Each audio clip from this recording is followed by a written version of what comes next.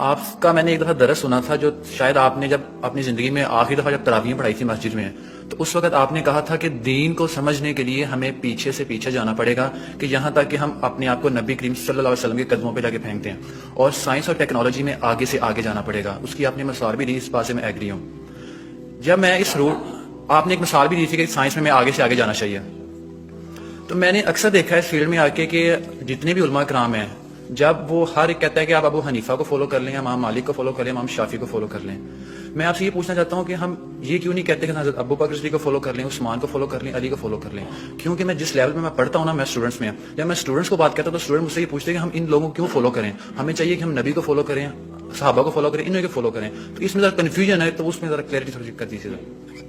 دیکھیے، ہمیں دین اگر سمجھنا ہے تو ہمیں پیچھے کے پیچھے جانا پڑے گا یہاں تک کہ حضور تک پہنچ جائیں۔ البتہ حضور تک پہنچنے کا مطلب کیا ہے؟ ایک حضور نے ہمیں قرآن دیا، ایک حضور کی سنت، ان دونوں کو ہمیں اختیار کرنا پڑے گا۔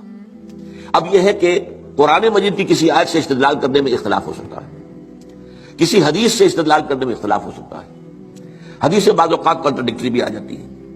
ان کے مابین توافق پیدا کرنا یہ ایک بڑی علمی جدوجہد ہے۔ تو یہ جو انفر کرنا ہے قرآن سے اور حدیث سے، اس میں ہمارے فقہا نے اپنی زندگیاں لگائی ہیں، اور اس اعتبار سے اگر ان کو فالو کیا جا رہا ہے تو اس بنیاد پر کہ یہ قرآن اور سنت کی تعبیر ہے۔ لیکن اصل میں ہوا کیا ہے، جب ہمارا دور زوال شروع ہوا، امام ابو حنیفہ نے تو یہ کہا تھا کہ اگر کوئی صحیح حدیث تمہیں مل جائے میرے کسی موقف کے خلاف تو میری بات کو اٹھا کے دیوار پر دے مارنا۔ لیکن اس کے بعد یہ ہوتا ہے کہ فرقہ پرستی شروع ہو گئی ہے۔ یہ فرقہ پرستی جو ہے اس نے ساری خرابی کی ہے، ورنہ ہم یہ سمجھیں، اور میں نے اس کے اوپر جو ہے ایک انٹرویو بھی میں نے حال ہی میں دیا ہے، اور میں نے یہ 20 اگست 1980 کو تقریر کی تھی علماء کنونشن کے اندر، جو ضیاء الحق صاحب کے دور میں علماء کنونشن 2-3 ہوئے تھے، ان میں سے پہلا کنونشن جو تھا اس میں میں بھی شریک تھا، اس میں میں نے تقریر کی تھی کہ ان فقہی اختلافات کا حل کیا ہے۔ تو میں نے کہا تھا کہ جہاں تک تو فیملی لاز ہے اور پرسنل لا، اس میں ہر فقہ کو کھلی آزادی ہونی چاہیے، کیونکہ بڑے سینسیٹیو ایشوز ہیں، عقائد کا معاملہ ہے تو سینسیٹیو ہے۔ اب نماز میں فرض کیجئے یا روزے کے اندر اگر آپ طے کرتے ہیں فلاں وقت پر روزہ کھولنا ضروری ہے، تو ہو سکتا ہے کسی فقہ کے نزدیک اس وقت روزہ کھولنا درست نہ ہو، تو ان چیزوں کو تو چھوڑ دیا جائے لوگوں کے فقہوں پر، let them do what they want to do. لیکن لا آف دی لینڈ میں کسی فقہ کو تسلیم نہ کیا جائے، بلکہ سب کو تسلیم کیا جائے۔ اب اس میرے فرق کو سمجھ لیجئے، کوئی فقہ بائنڈنگ نہیں، لیکن تمام فقہوں کو ہم اپنا سمجھیں کہ یہ ہمارا ایک اثاثہ علمی ہے، ایک کامن ہیریٹاج ہے، ہمارا تراث علمی ہے۔ امام ابو حنیفہ نے یہ کہا، مالک نے یہ کہا، شافعی نے یہ کہا، حنبلی نے یہ کہا، امام جعفر صادق نے یہ کہا، امام زید نے یہ کہا، اور حزم نے یہ کہا، اور فلاں نے یہ کہا، بازیوں نے یہ کہا۔ یہ گویا کہ ہمارا ایک کامن جو ہے، یہ ہمارا اثاثہ ہے۔ اس سب کو سامنے رکھ کر آپ ایک نئی قانون سازی کر سکتے ہیں۔ تو اس حوالے سے یہ، لیکن یہ ہوگا کیسے؟ جیسا کہ آپ نے علماء کی بات کی، علماء تو اس کے اندر اتنے سخت ہیں کہ ایک فقہ سے باہر قدم نکالنا گویا کہ آپ ان کے نزدیک کفر ہے۔ حالانکہ کہتے یہ ہیں کہ کم سے کم 4 فقہوں کو، تو میں نے تو 8 گنوائی ہے نا، حنفی، مالکی، شافعی، حنبلی، جعفری، زیدی، عباضی اور ظاہری، یہ 8 فقہ ہیں۔ یہ 8 میں یہ سب کے سب جو ہے انہوں نے قرآن اور سنت سے استفادہ کیا ہے۔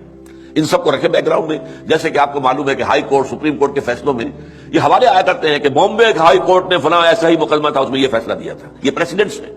کلکتہ ہائی کورٹ نے یہ کیا تھا، یا جو انگلستان کی سب سے اونچی جو ہائی کورٹ ہے اس نے یہ فیصلہ دیا۔ یہ پریسیڈنٹس کے طور پر بطور دلیل اپنے جو وہ ہوتے ہیں فیصلے ان کو کوٹ کیے جاتے ہیں، تو ہم جو ہے فیصلہ اس کے مطابق کر سکتے ہیں۔ میں کہہ رہا تھا کہ ہمارے جو سنی فقہاء ہیں، وہ جو علماء ہیں، چاروں کو کہتے ہیں حق ہے، حنفی بھی حق ہے، شافعی بھی حق ہے، مالکی بھی حق ہے اور حنبلی بھی، لیکن تمہیں ایک کی پیروی کرنی ہوگی لازم۔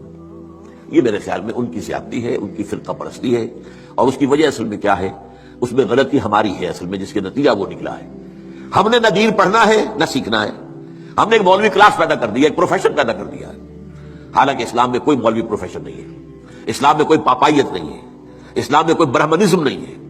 یہ نہیں کہ جب تک برہمن نہیں آئے گا شادی نہیں ہو سکتی، جب تک برہمن نہیں آئے گا ارتھی جو ہوتی ہے اس کو آگ نہیں لگائی جاتی ہے، نہیں ہو سکتا۔ ہمارے یہاں کوئی برہمنزم نہیں ہے، لیکن چونکہ ہم تو پڑھتے نہیں، ہم نے تو اپنے آپ کو اور طرف لگایا ہوا ہے۔ تھوڑی سی دینی بنیادی معلومات حاصل ہوں، قرآن اور حدیث کا علم کچھ ہو، تو ہر شخص نماز پڑھا سکتا ہے، ہر شخص جو ہے اپنی بیٹی کا نکاح خود پڑھائے، ہر شخص جو ہے وہ اپنے والد کا جنازہ خود پڑھے، تو وہی گویا کہ پروفیشنل ختم ہو جائے گا۔ تو چونکہ یہاں فرقہ پرستی ہوئی، پروفیشنلزم آیا، پروفیشن میں آپ کو معلوم ہے کہ پروفیشنل جیلسی از دی رول، اس میں تو جو ہے ایک دوسرے سے حسد اور بغض اور ایک دوسرے کے خلاف، یہ تو لازم ہے۔ تو یہ اصل صورتحال بگڑی ہوئی ہے۔ اس کا علاج یہی ہے کہ آپ کمر ہمت کسے، خود قرآن اور حدیث کو پڑھے، اللہ کا نام لے اور کمر کسے. یہی کام ہم نے کیا. میں نے یہی کیا. میرا پیشہ تو نہیں تھا، میں مولوی تو نہیں تھا، میرے پاس کسی مدرسے کی سند تو نہیں ہے. 40 سال میں نے جمعہ پڑھایا ہے الحمدللہ. درس قرآن میں 50 سال سے دے رہا ہوں الحمدللہ. میرے بیٹے جمعہ پڑھا رہے ہیں.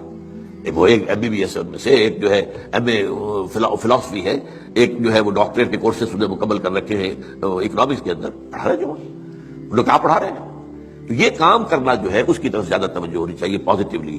باقی جو کچھ ہے اس کا آپ کا مشاہدہ صحیح ہے، وہ غلط بات